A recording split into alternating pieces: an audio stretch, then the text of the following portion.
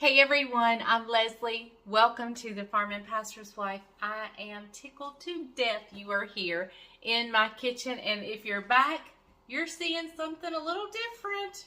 If you didn't see my video before this is probably a shocker to you, but yep, I did sit down in the recliner and lean my head back, so I'm not sure what the back looks like, but yeah, new haircut, and I love it. I absolutely love it. And I'll know more if I love it once I start fixing it and everything. But today was the day it happened, so I'm still kind of in shock. So if you see me looking over this way, it's because I'm like checking it out. Anyway, today we're making our famous firecrackers for our community chicken stew that we have here on the farm. So come along, I'm going to show you my process and how I do it. Hey darling, can I tell you what's been on my mind? Sick and tired of the 9 to 5 in the city life. Hey darling, we could get out of town, see the beautiful world around, wanna see it now.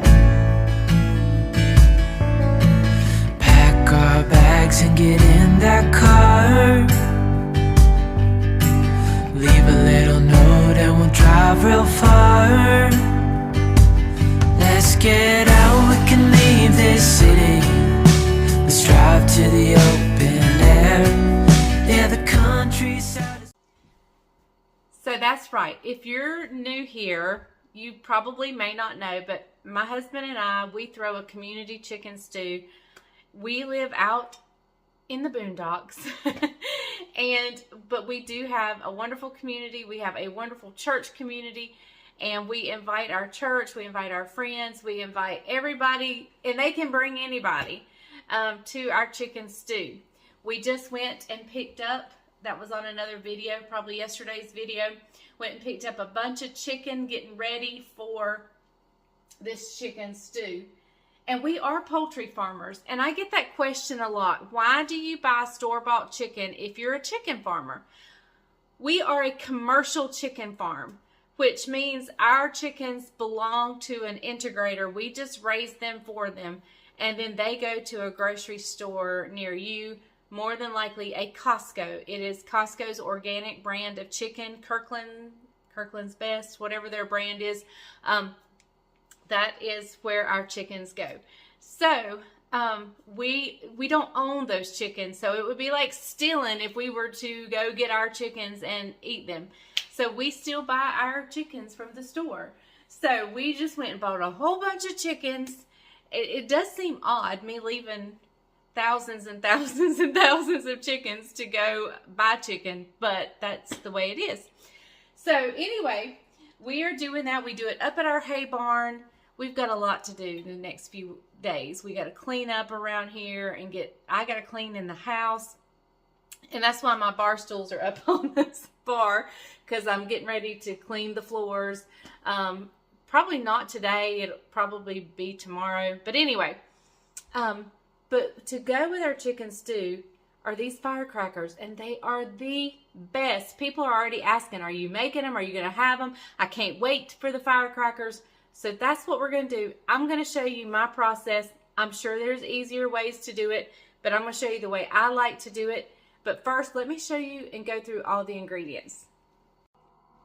All right, I fixed mine in gallon-size bags, and that's how I store them. That's where I fix them. This is where everything begins and ends pretty much, unless I'm putting them out on some pretty display. But everything pretty much begins and ends in a Ziploc bag, and that is a gallon size. You need a pack of crackers. Now these crackers are going to have such a delicious and wonderful flavor. Don't spend your money on getting name brand crackers, because you're going to make them delicious. So I get mine at Aldi, and I don't remember how much they were this year, but in years past, they've been like 79 cents a box. So I know it's probably, with the way groceries have skyrocketed, I'm sure it was more, but we had to have them. So I don't even think I even looked at the price. I bought 20 I think it was 25 or 26 boxes of crackers. That's how many crackers we'll go through. You're going to need some kind of oil. And because I'm making so much in a big batch, I am using a cheaper style oil. Probably not the healthiest thing in the world to use. But you would probably only be making one batch, so you can use whatever oil you prefer. But I'm making a bunch of batches, so I need something inexpensive to go further. I'm also going to need black pepper, onion powder, garlic powder, dry ranch seasoning mix, and red pepper flakes. So let me grab my bowl and my setup and we'll get started. Okay, right here I usually just get some kind of bowl, just something, it can be a cutting board or whatever, just something to catch any spillage that may take place. And you might want a taller one to set the bag up. I don't really worry about that so much. The crackers will actually be the last thing in, so we'll set those aside for now. So in the bag, I'm going to put 1 2/3 cups of oil.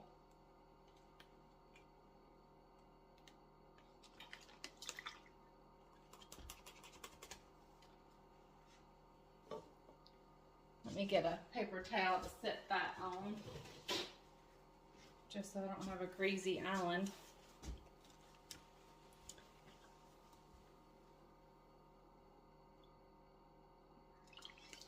Cup and 2/3 of oil. We're going to do 1/2 teaspoon of black pepper.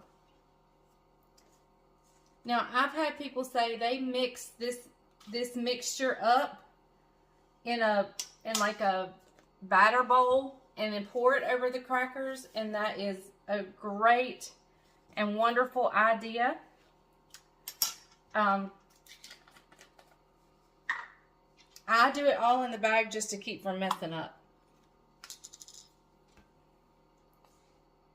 another dish or whatever. A teaspoon of onion powder and a teaspoon of garlic.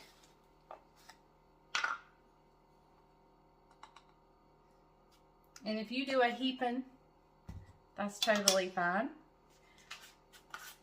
Okay, this one's new. I'm going to have to open this. We're going to do, I think it would be 2 envelopes, but I'm going with like 4 tablespoons of ranch.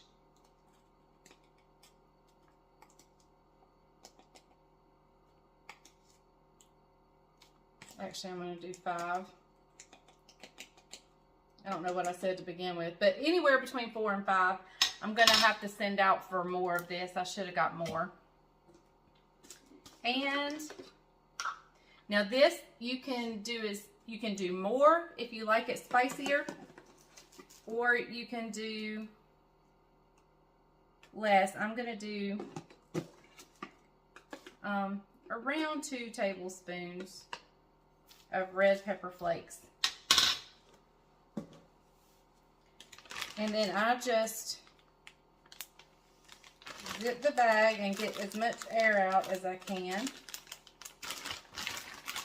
And then I massage the bag. And all I'm doing by massaging the bag is mixing up the ingredients. Look, it's already mixed. How easy peasy is that? Okay, so now I'm going to take my box of crackers. And I'm going to make, I bought a brand new thing of red pepper flakes today at Sam's, but I left them in the car, and Bryant has left he has a ministry call, and he took the car. So, and I like to have all my sleeves open. I don't know why. I just do. I just like to go through. I mean, I don't always do that, but when the camera's not on and I'm doing life, just me here in the kitchen, I like to open up all the sleeves. Just having them ready, I think. so I don't have to hold the bag, move the bag, hold the bag, move the bag. Jessica has started making these. If those of you that are new, I know I have a lot of new subscribers, and I say welcome. I'm so glad you're here. I couldn't be happier. But Jessica is our son Isaac's girlfriend, and she has started making these, and she's offered to help me make what I don't get done. So, I keep hearing a noise. Alright, so I just open my bag and give it another squeeze. Don't squeeze it out the top, but give your bag another squeeze because you want to mix everything up. Alright. So I just take my sleeves of crackers, and they will all fit. Every year I think, how do all these fit in there? But they do.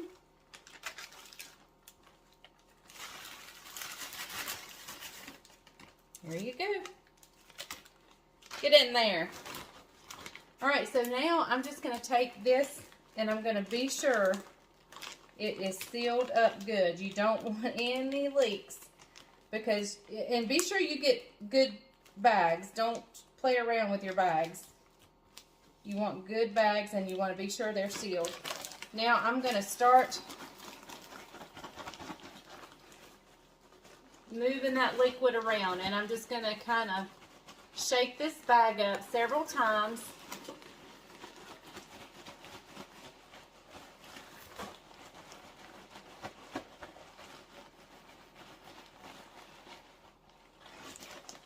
Upside down, flat, to the side, and just kind of toss them around. Then I'm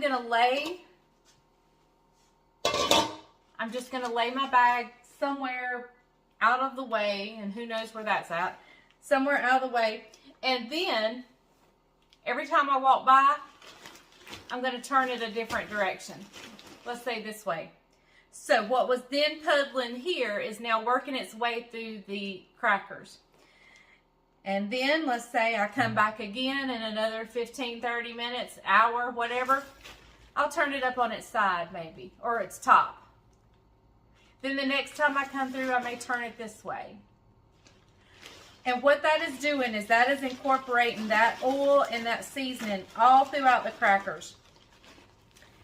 And what it's going to do is it's going to run through and puddle down to the bottom. So then you need to come around and like flip it and make sure it's going somewhere else. So that's what I'm going to do. I'm going to keep making these bags, set them to the side somewhere. And let me tell you, these crackers stay so crunchy. They are so delicious. They are so good. Anyway, so by the time I go to bed tonight, I'll have turned these enough. I'll get up in the morning and probably just turn them again just for sake. But after you turn them several times, they're pretty much done. So these are ready for, I want them to sit for a while. But after they have sat overnight and sat for a while, these are going to be ready for our chicken stew. Now, you will probably have one cracker that's exceptionally coated, but it's going to be so good. I hear my grandbabies coming in. Excuse me a minute. Hey, everybody. Sorry you can hear the dishwasher behind us. Somebody's got to work around here. Listen, we're a couple of days out, actually a day and a half out from the chicken stew, and I forgot to do the taste test of the crackers. Imagine that. But I only have just a little left. We have just a couple of bags left, and that's it. But we made more this year I than made we a ever lot made. more. And so, normally we do about 8 to 10 boxes. This no, year, I did 13 last year. 13 last year? Uh-huh. I thought it was 8 to 10. No, that was the first year year. before, okay. Yeah. Last year we did 13. This year we did 15. And so I think 13 was a good number. So, but he's going to give you a taste test. I don't have to give you a taste test. I just can't kiss him afterwards. I can tell you. These are delicious. Now show them. It's amazing how they don't get soggy. Watch it. Listen to this right here. Ready? Listen to the crunch. Hear that? Listen. What do you hear, They dishwasher? actually seem a little bit flakier and crispier than they do before. It's weird. I don't know how it happens, but they do not get soggy. Because that's what I thought. You know, when I first started making them, how are they not going to get soggy? We get that question a lot. Hey, are you going to put them in the oven to dry them out? Yep. No. You don't have to. Yeah. It's crazy. Delicious. But they are so good. But let me go ahead and warn you. If you're wanting to kiss your spouse, give them one too. Get a little bad breath. Because it does give you the garlic. bad breath. Yeah. But There's garlic and ranch powder and red pepper. you both need to snack on them before you get some smooches. But anyway, this is always one of the biggest hits of the chicken stew. I can eat them by themselves with a glass of milk. Yep.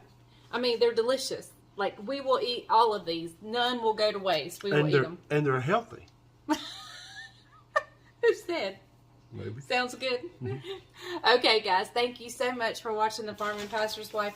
We appreciate he's still eating them. Hey, look. We did something different, too. I made some extra spicy. Tell them how we did that. If you look in the ranch section where you get the powdered ranch, they have a spicy powdered ranch. Yep, that's one of those. And that's one of those. They have a little bit more orange color than the others. Let's see if you can see. But they're not majorly spicy. No, they're not. If you can eat them, yeah. So, they're so good, y'all. You've got to try them. If you want to spice them up a little bit, this is what I suggest. A little more red pepper flakes. Or a dash of cayenne in your oil. Yeah. And listen, we're coming up on the holidays. Charcuterie boards are on fire. I mean, that's the trend. It's been the trend for the last few years.